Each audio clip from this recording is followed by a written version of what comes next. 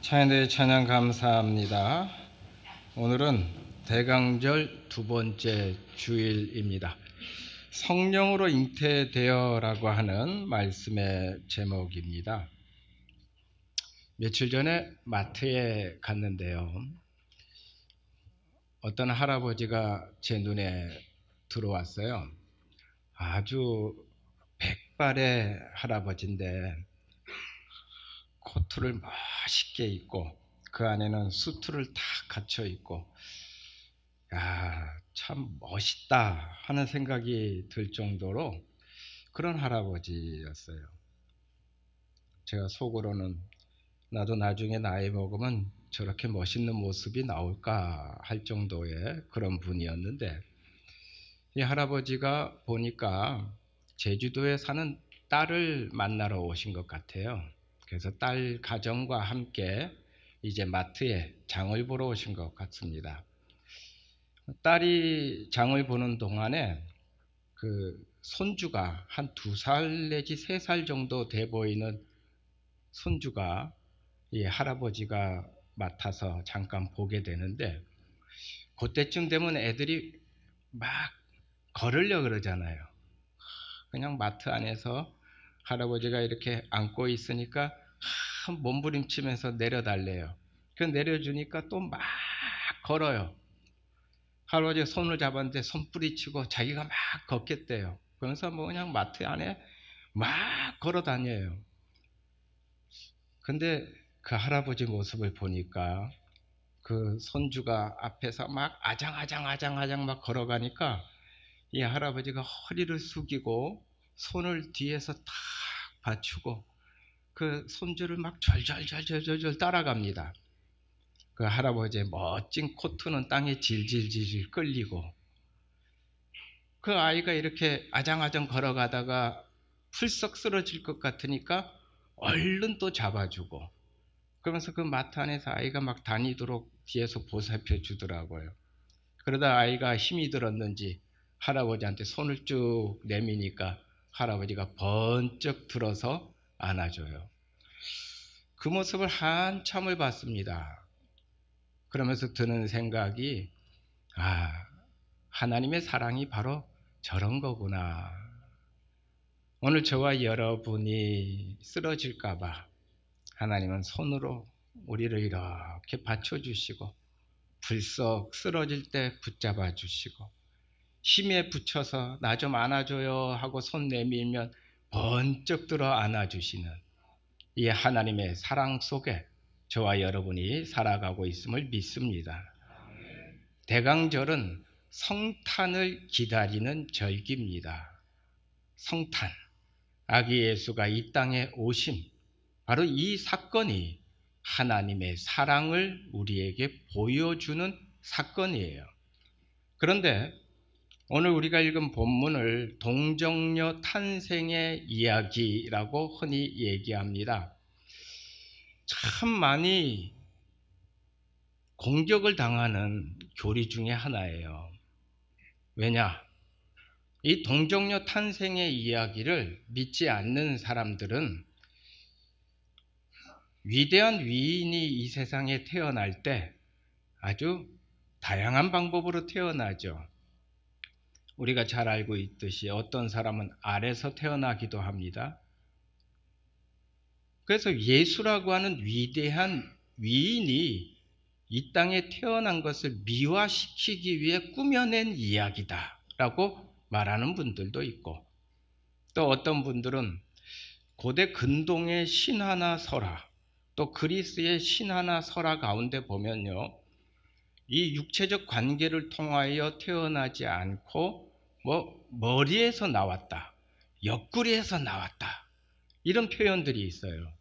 마찬가지로 그 예수의 동정녀 탄생을 하나의 신화나 또 설화에 지나지 않는다라고 얘기하는 분들도 있어요. 더구나 신학을 공부한 신학자들 가운데서도 이 동정녀 탄생에 대해 오히려 비난하고 또 부정하는 분들도 있습니다. 대표적인 게 뭐냐면요, 이 예수님이 동정녀의 몸을 통해 오신다라고 하는 것을 예언한 게 이사야 7장이거든요. 거기서 보라 처녀가 잉태하여 아들을 낳으리니 이름을 임마누엘이라 하리라라고 했어요. 근데 여기에 처녀라고 하는 이 단어가 히브리어에는 이 젊은 여자를 표현하는 게 두 가지가 있는데, 하나는 알마고 하나는 베틀라라고 하는 단어입니다. 근데 이 알마라고 하는 단어는 그냥 젊은 여인이고, 베틀라라고 하는 이 단어는 처녀를 얘기할 때 베틀라를 써요. 근데 이게 신약은 헬라어로 쓰여졌잖아요. 이걸 헬라어로 번역을 합니다. 번역을 할 때 이 알마라고 하는 단어는 네아리스로 번역되어지고, 그 다음에 베틀라라고 하는 단어는 파르테노스로 번역되어지는데, 이게 구약에서는 처녀라고 하는 이 단어를 알마를 썼다. 그러면 신약에서 헬라어로 번역할 때 젊은 여자인 네아리스를 써야 되는데, 마태가 파르케노스라고 하는 단어를 씁니다. 처녀라고 했어요. 그러니까 신학자들 가운데는 이거는 마태가 자기적으로 꾸며낸 이야기다라고 하는 분들도 있어요. 아마 우리 교회 다니는 성도들 가운데도 동정녀 탄생은 내가 그렇게 썩 믿어지지 않아 라고 하는 분들이 꽤 있을 거예요. 자, 그런데 자 보세요. 우리가 사도신경을 고백하죠. 예배전에 사도신경 고백했습니다. 방금 전에. 사도신경 어떻게 시작합니까? 나는 무엇을 믿습니까? 전능하신 하나님, 그리고 천지를 창조하신 하나님 아버지를 나는 믿습니다 라고 우리 시작하지요. 전능하신 하나님, 천지를 창조하신 하나님 아버지를 나는 믿습니다. 사도신경은요, 우리 교회 다니는 사람들이, 믿는 사람들이 무엇을 고백해야 하는지를 정리해서 우리가 공교회에서 함께 고백하도록 한 거예요. 어디서부터 시작되어지느냐? 전능하신 하나님, 천지를 창조하신 하나님을 믿습니다에서 시작해요. 어떤 할머니 권사님한테 손주가 성경학교에서 또 주일학교에서 성경 공부를 하고는 와서 물어봐요. 할머니, 정말 하나님이 천지를 만드셨어요? 말씀으로 만드셨어요? 해가 생겨라 하니까 해가 딱 생기고, 땅이 생겨라 하니까 땅이 생기고, 바다가 생겨라 하니까 바다가 생기고, 또 하나님이 흙으로 사람을 만드신 게 진짜예요? 하고 물어봤어요. 그랬더니 이 할머니 권사님이 뭐라고 대답을 했냐면, 전능하신 하나님이니까 라고 대답했대요. 바로 이게 정답이에요. 동정녀 탄생의 비밀, 동정녀 탄생의 기적, 증명의 대상이 아닙니다. 논쟁의 대상이 아닙니다. 이건 믿음의 대상이에요. 내가 전능하신 하나님을 믿으면 전능하신 하나님은 성령으로 잉태되어 동정녀 마리아의 몸을 통해 이 땅에 오실 수 있음을 우리는 또한 믿게 되는 거예요. 전능하신 하나님을 믿고 성령으로 잉태되어 동정녀 마리아의 몸을 통해 이 땅에 오신 예수 그리스도를 구주로 고백하는 저와 여러분이 될 수 있기를 바랍니다. 그러면 왜 하나님이 이 땅에 아기 예수로 오셔야 했을까요? 자, 성경을 하나 찾아봅니다. 앞으로 쭉 넘어가서 구약의 첫 번째 창세기 3장 15절을 여러분 한번 찾아보시기 바랍니다. 창세기 3장 15절 찾으셨어요? 자, 찾았으면 우리 같이 읽습니다. 시작. 내가 너로 여자와 원수가 되게 하고 내 후손도 여자의 후손과 원수가 되게 하리니 여자의 후손은 내 머리를 상하게 할 것이요 너는 그의 발 뒤꿈치를 상하게 할 것이다. 자, 이 말씀이요, 원시 복음 또한 최초의 복음이라고 불리는 말씀이에요. 왜 이게 원시복음이냐? 창세기 3장 15절 앞에 어떤 사건이 일어납니까? 하나님이 에덴 동산을 만드시고 그 다음에 아담과 하와에게 에덴 동산에 있는 모든 것은 다 너희가 누려라 했는데 뭐만은 안 된다 그랬어요. 선악과만은 안 된다. 왜? 선악과를 먹으면 어떻게 된다? 죽는다 그랬어요. 그러니까 선악과를 먹기 전에는 죽음이 없었다는 거예요. 영원한 생명을 누리고 있었죠. 그런데 선악과를 먹었어요. 왜 먹었습니까? 뱀이 유혹을 했어요. 어떻게 유혹을 했어요? 야, 하나님이 선악과 먹지 말래? 왜 그런 줄 알아? 너희가 그거 먹으면 누구처럼 될까봐? 하나님처럼 될까봐. 그래서 너희 보고 먹지 말라 한 거야. 뱀이 와서 이렇게 유혹을 하니까 매일같이 지나가면서 봤던 그 동상 중앙에 있었던 나무 선악과인데 갑자기 이게 다르게 보이네요. 어떻게 보였다 그랬어요? 먹음직도 하고 보암직도 하고 탐스럽기까지 한 갑자기 다르게 보인 거예요. 그래서 그걸 따 먹었습니다. 영원한 생명을 누려야 할 존재가 선악과를 따먹음으로 하나님께서 말씀하신 대로 죽는 존재가 되고 말았다 하는 거예요. 그리고 나서 하나님은 이 죽음 속에 우리가 그냥 사라지는 존재로 내버려 두지 아니하시고 창세기 3장 15절에 원시복음, 최초의 복음을 말씀하셨어요. 바로 그게 너가 누굽니까? 바로 아담과 하와로 하여금 유혹해서 선악과를 따먹게 한 사탄을 얘기해요. 사탄으로 여자와 원수가 되게 하고 내 후손도 여자의 후손과 원수가 되게 하리니 여자의 후손은 내 머리를 상하게 할 것이고 너는 그의 발 뒤꿈치를 상하게 할 것이다. 여기서 여자의 후손이 등장을 합니다. 여자의 후손은 너의 머리를 상하게 할 거다라고 했어요. 여기서 머리라고 하는 단어를 히브리어로 로시라고 하는 단어를 씁니다. 이 로시라고 하는 단어가 뜻하는 게 뭐냐면 지배력을 말해요. 지배.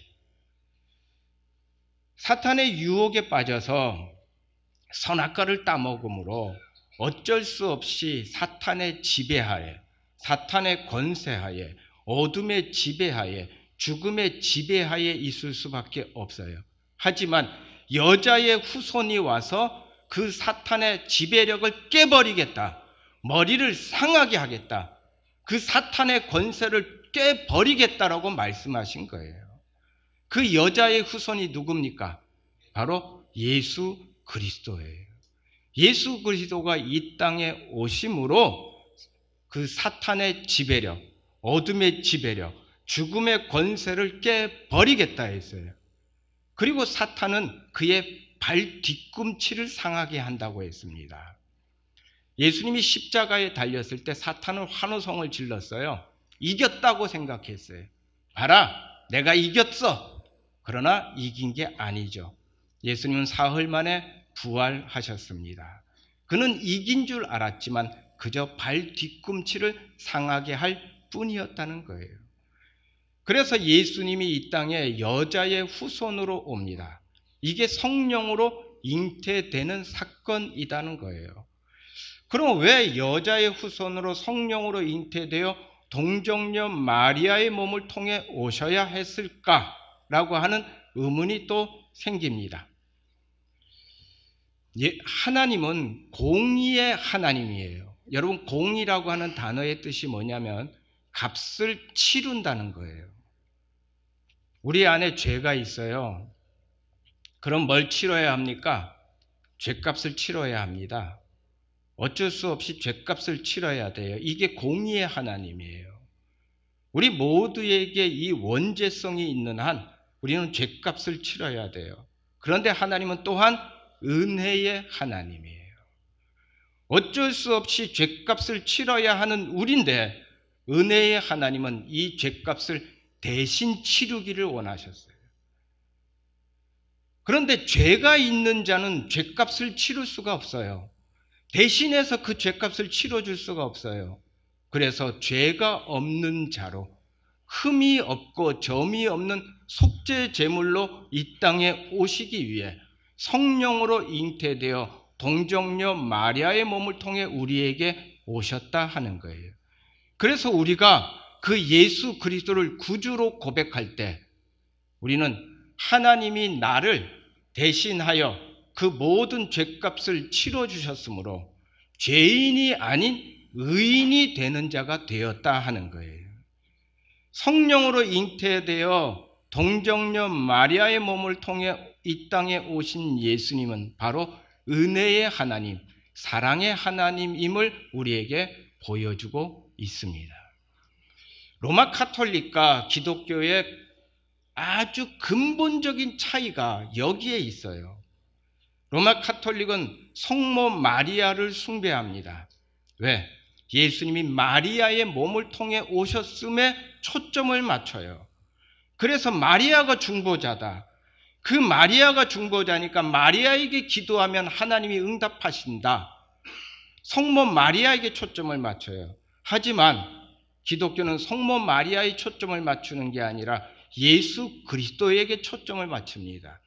하나님이 사람의 몸을 입고 이 땅에 오셔서 우리의 중보자가 되어주시고 속죄 제물이 되어주시고 메시아가 되어주셔서 우리로 하여금 예수 그리스도의 이름으로 고백하며 예수 그리스도의 이름으로 기도하고 나아갈 때 거기에 구원의 은혜가 있고 대속의 은혜가 있고 하나님의 놀라운 능력이 우리 안에 있음을 고백하고 나아가는 게 우리의 믿음이다 하는 거예요. 저와 여러분 예수 그리스도의 이름으로 고백하며 나아갈 수 있기를 바랍니다. 이 동정녀 탄생의 이야기는요, 마태복음 1장과 누가복음 1장에 두 군데 나와 있어요. 그런데 마태복음보다 누가복음이 조금 더 구체적으로 표현을 하고 있는데 누가복음 1장 35절에 보면 천사가 마리아에게 이렇게 말합니다. 성령이 내게 임하시고 지극히 높으신 이의 능력이 너를 덮으시리니 이름으로 나실 바 거룩한 이는 하나님의 아들이다 라고 했어요. 성령으로 잉태하여 동정녀 마리아에게 나신 이 사건을 누가는 성령이 그를 덮은 사건이라고 얘기했습니다. 여기서 덮다라고 하는 표현을 씁니다. 이 덮음이라고 하는 이 표현을 성경에 몇 군데 등장을 하는데 첫 번째는 창조에 등장을 해요.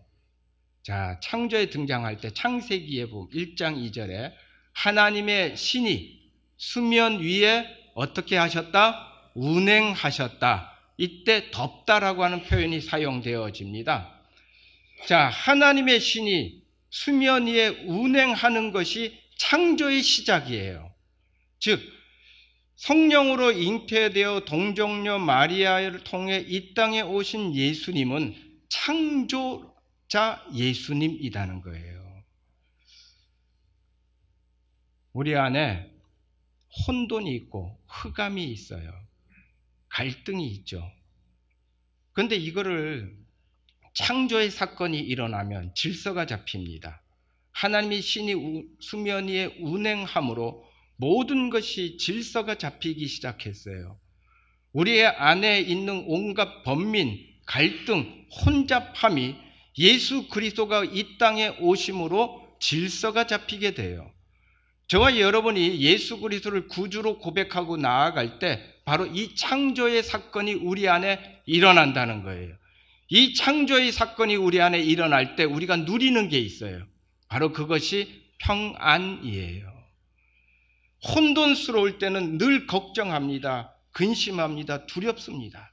하지만 내 안에 창조의 사건이 일어나니 질서가 잡힙니다. 그때 우리는 평안을 누리게 된다는 거예요. 또 다른 표현은 이스라엘 백성들이 출애굽을 해서 광야로 나갔어요. 그리고 거기서 성막을 지었습니다. 그랬더니 성막 위에 구름이 덮였습니다. 바로 이것은 하나님의 임재를 표현하고 있어요. 우리가 예수 그리스도를 구주로 고백하고 나아갈 때 하나님의 성령이 내 안에 임재하는 사건이 일어난다 하는 거예요. 그리고 이런 표현을 썼습니다. 저가 너를 그 깃으로 덮으시리니 내가 그 날개 아래 피하리로다. 그 깃으로, 은혜의 날개로 우리를 덮으신다라고 했어요. 은혜의 날개로 우리를 덮을 때 우리는 하나님의 보호하심의 사건 속에 살아가게 된다 하는 거예요. 저와 여러분, 성령으로 동정녀 마리아를 덮으셔서 창조의 사건을 일으키시고 하나님의 임재의 사건을 일으키시고 보호의 사건을 일으켰듯이 오늘 성령이 나를 덮으셔서 내 안에 창조가 일어나고 내 안에 하나님의 임재가 일어나고 내 안에 하나님의 보호하심이 일어나는 성도들이 될 수 있기를 바랍니다. 어떤 분이 이런 얘기를 했어요. 구약은 아기 못 낳는 할머니가 아기 낳는 이야기고 신약은 아기 못 낳는 처녀가 아기 낳는 이야기다. 근데 가만히 생각해 보니까 맞아요. 왜? 불가능한 것을 가능하게 바꾸는 것이 성경의 역사하는 거예요. 오늘 저와 여러분이 나를 위해 이 땅에 오신 예수 그리스도, 성령으로 잉태되어 동정녀 마리아의 몸을 통해 이 땅에 오셔서 나의 구원자가 되신 예수 그리스도를 고백하고 나아갈 때 불가능한 것들이 가능한 것으로 바뀌는 그 성령의 역사를 경험하게 된다 하는 거예요. 그러면서 마태는 예수님의 이 구원의 예언, 이사야 7장 14절에 있는 이 구원의 예언, 처녀가 잉태하여 아들을 낳으리니 그 이름을 임마누엘이라 하리라 라고 하는 이 구원의 말씀이 이루어진다라고 성경에서 표현을 하면서 그 앞에 한 단어를 붙였어요. 그 단어가 뭐냐면 보라라고 하는 단어를 붙였습니다. 구약의 말씀을 인용하면서 보라라고 하는 것을 붙였어요. 하나님의 구원의 계획이 이루어진다. 그런데 보라라고 하는 단어를 붙였습니다. 성경에서 보라라고 하는 단어가 붙은 몇 군데 구절이 있는데 마태복음 11장 10절에 보면 보라 내가 너보다 앞서 내 사자를 보내리니 그가 내 길을 내 앞에 준비하리라. 또 요한복음 1장 29절에 보라 세상 죄를 짊어지신 하나님의 어린 양이로다 할 때 앞에 보라라고 하는 단어를 붙였어요. 성경에서 보라라고 하는 단어가 붙었을 때 공통적인 게 있습니다. 그게 뭐냐면 하나님의 개입이다 하는 거예요. 하나님은 저와 여러분이 죽음을 향해 나아가는 것을 내버려 둘 수 없었습니다. 죄악의 권세 아래 있도록 내버려 둘 수 없었습니다. 보라, 그래서 개입하셨습니다. 우리의 삶 속으로 개입하셨습니다. 하나님의 개입이 내 안에 들어왔습니다. 하나님의 손길이 나와 함께합니다. 그리고 우리를 건지셨습니다. 그 하나님의 개입은 오늘도 저와 여러분과 함께할 줄로 믿습니다. 마치 할아버지가 그 어린 손주가 아장아장 걸어갈 때 모든 체면 다 내려놓고 코트가 바닥에 질질 끌려도 그 손을 내밀어 내 새끼 쓰러질까봐, 내 새끼 다칠까봐 그 아장아장 걸어가는 걸음에 개입하듯이 힘들어서 안아주세요 하고 손들 때 그 힘듦에 개입해서 번쩍 들어 안아주듯이 오늘 성령으로 잉태되어 동정녀 마리아의 몸을 통해 이 땅에 구원자로 오신 예수 그리스도를 믿음으로 고백하며 나아가는 하나님의 자녀들, 바로 저와 여러분들을 향해 하나님의 개입의 손길은 펼쳐져 있다 하는 거예요. 믿음으로 주님 오심을 바라보는 이 대강절의 절기가 될 수 있기를 바랍니다. 같이 기도합니다.